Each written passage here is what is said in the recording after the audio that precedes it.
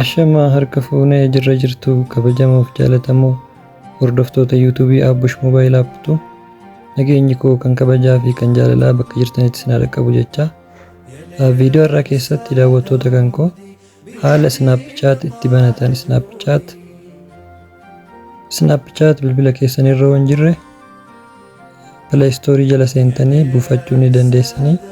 Snapchat nama waliin haasa'uudhaaf akkasumallee live ittiin seenuudhaaf viidiyoowwan garaagaraa irratti poost gochuudhaaf akkasumallee suuraa mimmiidhagoo ittiin ka'uudhaaf kan nu fayyadu jechuudha. Egaa buufattanii xumurtan booda open kan jedhu kun jira. Isa irratti yeroo tokko gad tuqxanii sign up kan jedhu kan ni tuqxanii sana booda continue ni jettaniini allow ni gootu. What is your name kan jedhu kan irratti maqaa keessan ni guuttanii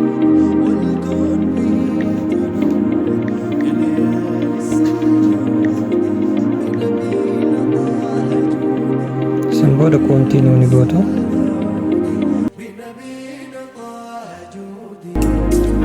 Asirratti birthday keessan ni guuttanii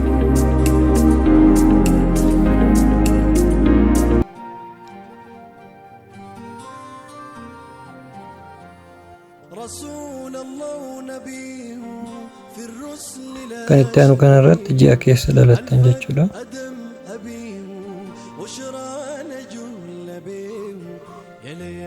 Inni itti aanu bara dhalootaa keessan ni guuttan asirratti umrii 20 ol yoo guuttan bareeda.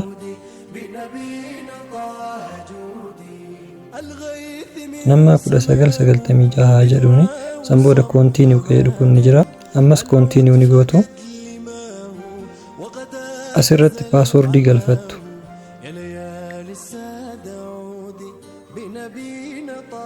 Passwordii lakkoofsa fi qubee akkasumallee mallattoo hashtagii mallattoowwan garaagaraa keessa maktanii yoo itti galfattan bareeda.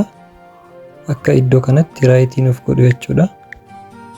Kunoo akkuma argaa jirtan password locks good jedhee jira. San booda continue kan jedhu kanarratti tuqattu jechuudha.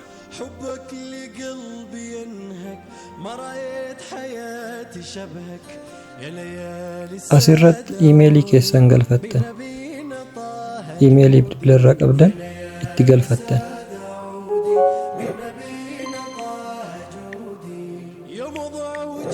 Emailii eega galfattanii xumurtan booda continue jettuun.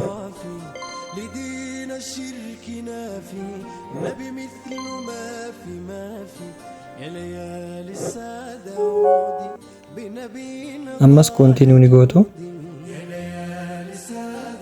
Allow. Sana booda asirratti kaameeraa isin kaasa yoo barbaanne irra taruu ni dandeessanii skip kan jedhu kana fayyadamtanii irra darbuu ni dandeessan. Find face jedha fuula kaameeraa isin kaasuudhaaf jechuudha. Skip kan jedhu kana tuqxanii irra taruu ni dandeessanii yoo barbaadan immoo fuula keessan akka kaasu.